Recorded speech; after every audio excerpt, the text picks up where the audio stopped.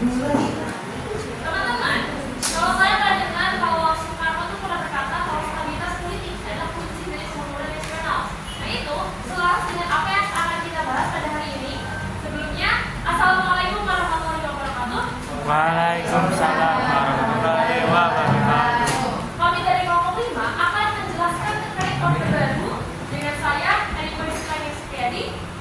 Perkenalkan Saya Dika Febrian Nugraha. Saya Profesor Istri. Saya Baik, di sini kami kelompok 5 membawa judul yaitu mimpi stabilitas, tapi realitanya ada rejim besi.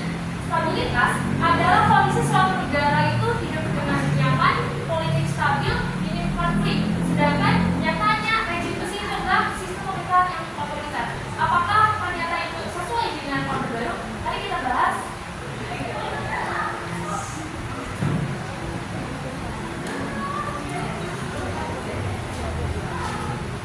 Baik, di sini kami kelompok 5 membawa 7 sub materi yang akan dijelaskan. Yang pasti yang pertama adalah definisi orde baru. Orde baru itu apa sih? Kemudian bentukannya, awal mulanya, sistem pemerintahan, tata cara penyelewengan, dan akhirnya bagaimana berlakunya sistem orde baru ini. Mari kita langsung ke yang pertama, definisi orde baru ini.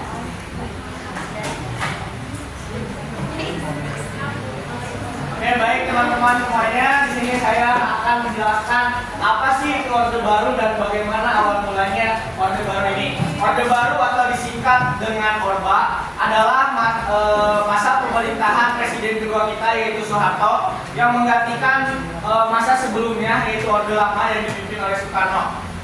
Lahirnya orde baru ini terjadi akibat Soekarno memberikan surat Super Semar atau surat pemerintah 11 Maret 1966 kepada Soeharto. Lahirnya orde baru ini dimulai dari tahun 1966 hingga tahun 1998. Dari masa ini Indonesia sangat berkembang pesat.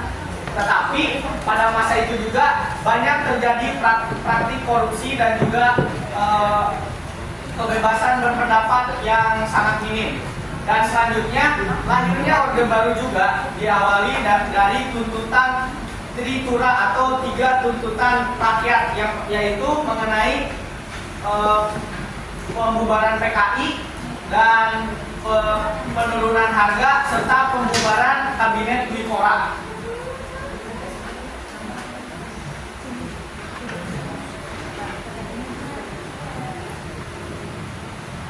Baik, kita lanjut ke sistem pemerintahan. Jadi pada pemerintahan orde baru menggunakan sistem pemerintahan presidensial. Meskipun presidensial adalah sebuah sistem pemerintahan di mana presiden memiliki kekuasaan penuh atas pemerintahan yang sedang dijalaninya. Dan juga bentuk pemerintahan dari Indonesia ini sendiri yaitu masih menggunakan republik yang dimana pemimpin dari negara Indonesia ini masih dipilih oleh rakyat. Namun walaupun pada saat itu pemilihan presiden ini masih menggunakan sistem suara, sistem suaranya itu menggunakan sistem suara perwakilan, tidak langsung oleh rakyatnya masing-masing. Lalu juga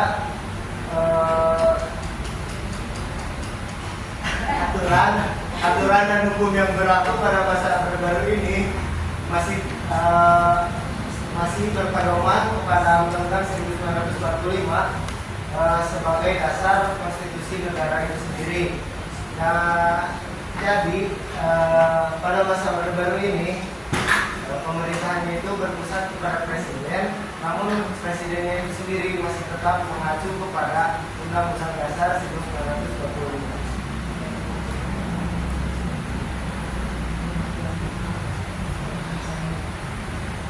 Struktur kekuasaan Soeharto. Pada masa pemerintahan Soeharto lebih dominan pada militer. Memainkan peran yang sangat dominan dalam pemerintahan Soeharto, militer seringkali digunakan sebagai alat untuk mempertahankan kekuasaan presiden. Dan yang kedua itu ada partai golput golongan pemerhati dibentuk sebagai alat kontrol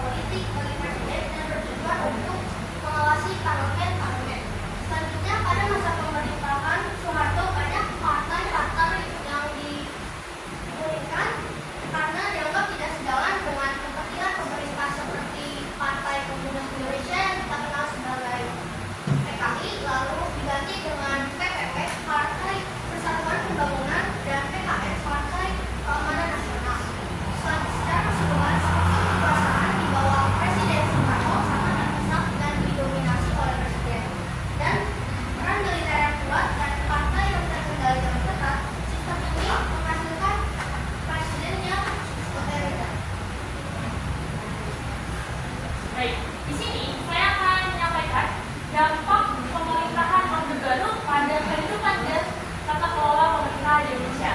Nah, sudah diketahui bahwa Orde Baru itu dipimpin oleh Presiden Soeharto. Nah, Presiden Soeharto ini membentuk rezim. Nah, rezim itu adalah tata kelola pemerintahan yang disebut sebagai Orde Baru. Tujuannya apa? Tujuannya untuk menata kembali kehidupan bangsa dan negara berdasarkan Pancasila dan Undang-Undang Negara Republik Indonesia tahun 1945. Nah, kemudian Orde Baru ini juga berupaya untuk stabilitas politik. Jadi stabilitas politik adalah kondisi negara yang stabil politiknya, kemudian konflik dan keamanan pun terjaga.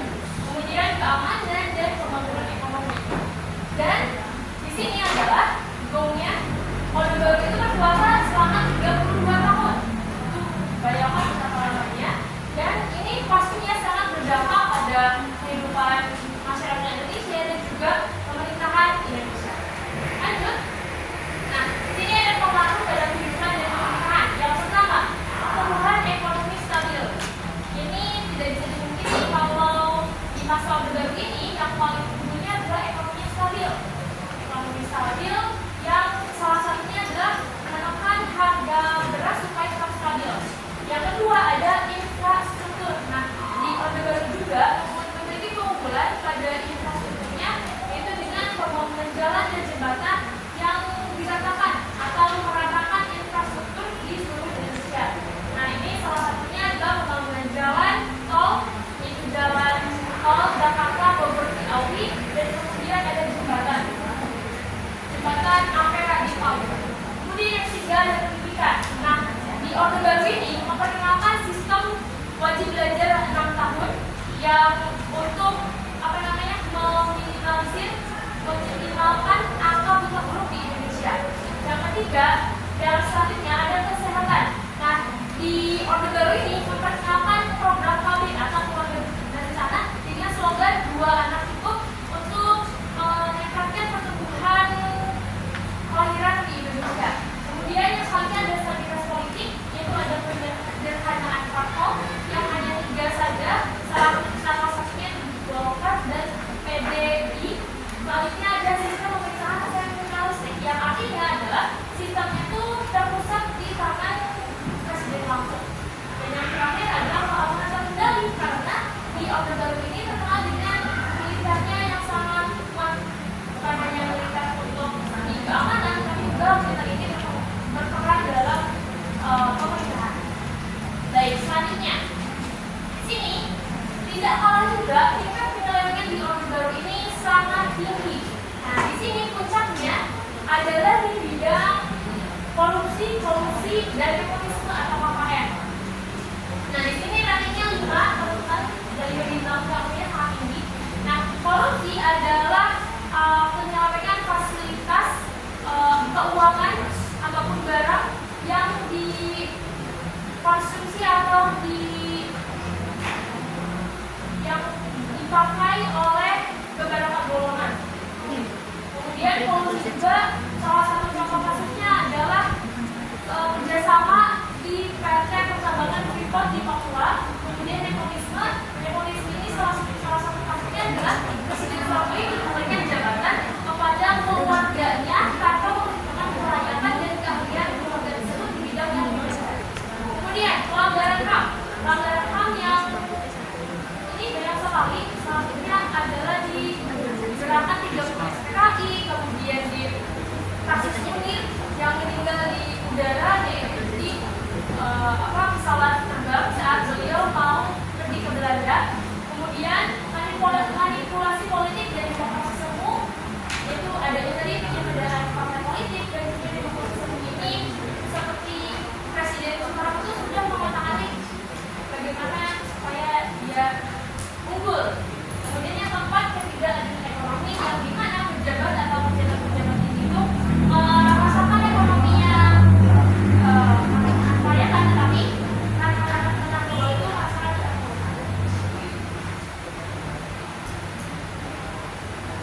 selanjutnya peristiwa-peristiwa yang terjadi pada masa Orde Baru. Yang pertama ada pembantaian massal di Indonesia pada tahun 1992 sampai 1946. Pembantaian massal di Indonesia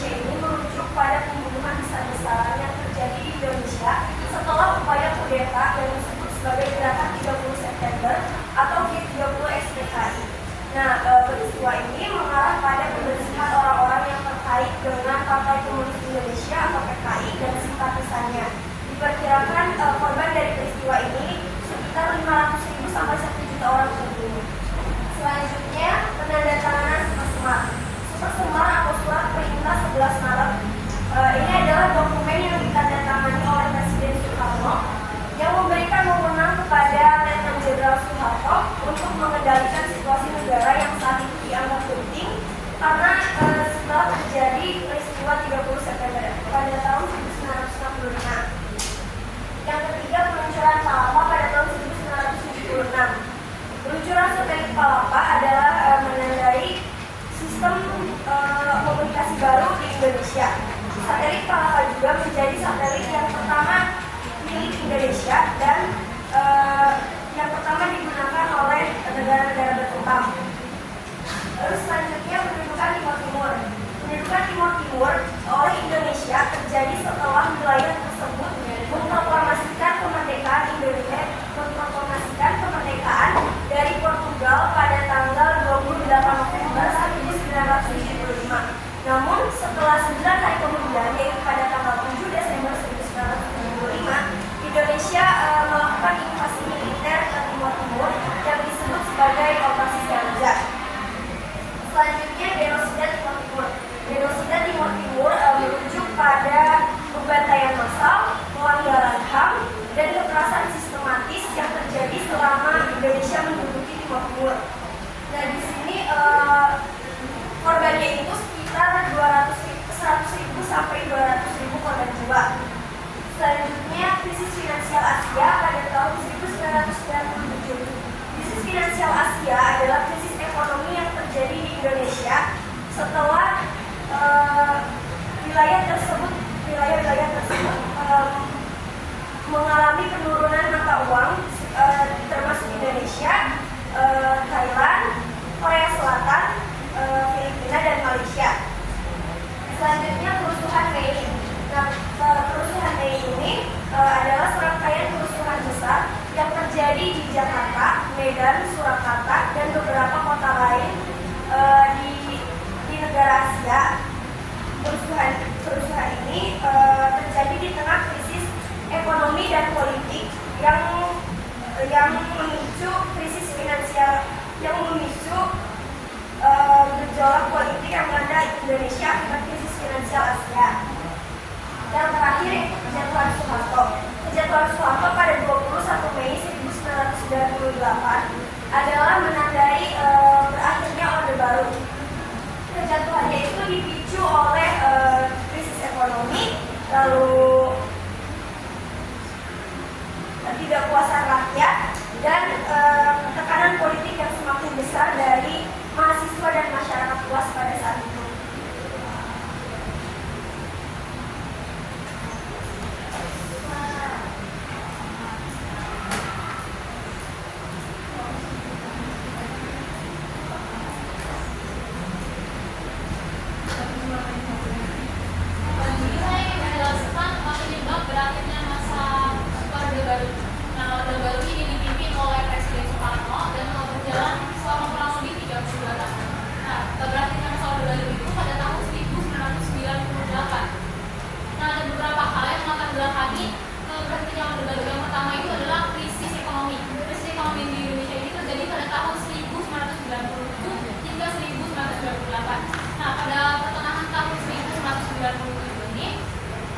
Terjadi krisis moneter yang sangat parah, di mana nilai tukar mata uang Indonesia itu sangat menurun dan nilai inflasi itu sangat melonjak. Nah, ini menyebabkan banyak sekali perusahaan yang di Indonesia itu terpaksa untuk tutup atau bangkrut. Nah, pada masa ini juga terjadi lonjakan harga bahan baku di Indonesia, seperti bahan baku makanan sama bensin. Nah, hal ini juga menyebabkan daya beli masyarakat itu menurun. Nah, di tengah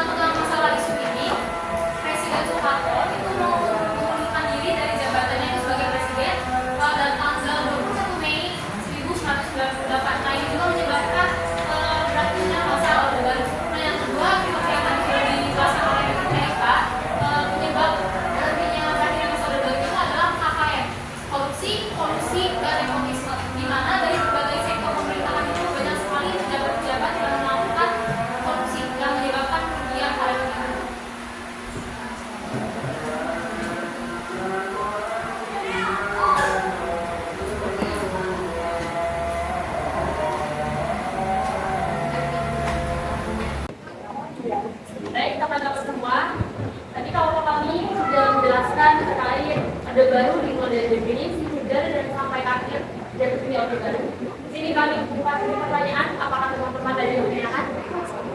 Silakan berbicara. Perkenalkan, nama saya Fadila Nasution dari kelompok 1. Pertanyaannya, bagaimana kebijakan pemerintah terhadap media dan kebebasan berpendapat secara internasional? Apakah ada lagi?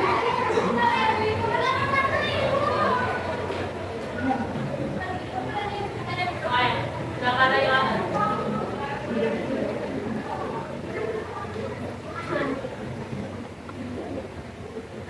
Perkenalkan, nama saya Indra dari kelompok 4.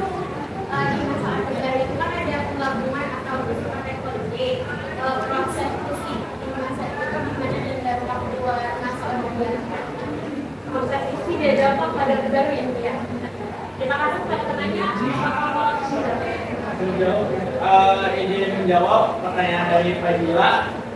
Untuk kebijakan media pers dan juga apa tadi? Media pers dan juga kebebasan berpendapat. Untuk kebijakan pada masa Orde Baru ini, untuk pers, kebebasan berpendapat itu sangat ketat dan juga sangat terbatas. Jadi kita ketika ingin memberikan pendapat itu dilarang, maksudnya harus sembunyi-sembunyi. Dan juga untuk pers itu pada masa Orde Baru biasa disebut dengan pers Pancasila. Apa sih pers Pancasila itu? Pers Pancasila mempunyai prinsip yang bebas dan bertanggung jawab. Tapi bebas dalam artian ini tuh bukan berarti bebas memberikan pendapat atau bagaimana, tapi bebas di sini itu tetap harus melaporkan kepada Departemen Penerangan. Terus juga seperti contoh kasus yaitu penerbitan laporan investigasi tentang penyelewengan oleh pejabat-pejabat negara pada tanggal 21 Juni 1994 dan juga diblokirnya majalah Tempo, tabloid Detik dan juga majalah Editor. Oke, kita lanjut ke pertanyaan kedua. Pertanyaannya, kenapa terjadi penggabungan antara golongan-golongan pakar-pakar politik Indonesia dan penyebabnya kepada masa Orde Baru? Nah, pemerintah itu melakukan penggabungan partai politik menjadi 3 sosial politik untuk menciptakan stabilisasi politik dan mempermudah pengawasan terhadap partai politik. Nah, pada tahun 1993, ada 9 partai politik, nah itu dibagi menjadi 3 partai politik, yaitu PPP, Partai Persatuan Pembangunan, gabungan dari partai-partai Islam seperti NU, PSI, PSI dan PANI. Nah, yang kedua itu ada PDI, Partai Demokrasi Indonesia. Gabungan dari partai nasionalis dan Kristen kayak PRI, Indo, MUGA, sama PKI. Nah, yang ketiga itu ada golongan karya. Golongan karya ini sebenarnya itu bukan partai politik, tapi dia itu sebagai hasil dari fungsi. Nah, golongan ini berperan penting pada masa Orde Baru sehingga diciptakanlah golongan. Nah, ada beberapa dampak dari pergabungan ini. Yang pertama itu ada dampak positifnya. Dampak positifnya itu jumlah partai di Indonesia itu jadi lebih sedikit dan mudah untuk dikendalikan, sehingga stabilitas politik di Indonesia itu dapat terjaga. Nah, namun ada juga dampak negatifnya. Dampak negatifnya itu karena upaya pemerintah untuk mengontrol kehidupan politik itu pemerintah itu membatasi kehidupan berpolitik di Indonesia. Lalu ada konflik internal. Konflik internal itu terjadi antara beberapa partai politik sendiri, kayak antara partai PPP sama PDIP itu ada perbedaan pendapat. Apakah itu memberikan? Baik, terima kasih teman-teman semua. Di sini kami sudah menjelaskan dan teman-teman sudah bertanya. Di sini saya akan mengulas sedikit. Jadi Orde Baru ini adalah Orde Baru yang dipimpin oleh Presiden Soeharto, kemudian berdiri sejak dibuatnya setelah 19, berdiri sekitar kurang lebih 32 tahun, dan dalam proses tata cara pemerintahan ini, Orde Baru itu berusaha untuk mewujudkan mimpinya itu stabilitas politik, tapi nyatanya terdapat beberapa penyelesaian yang dilakukan oleh pejabat pada Orde Baru ini. Jadi untuk terakhirnya, kejatuhan Orde Baru ini karena kemudian puncaknya kasus korupsi yang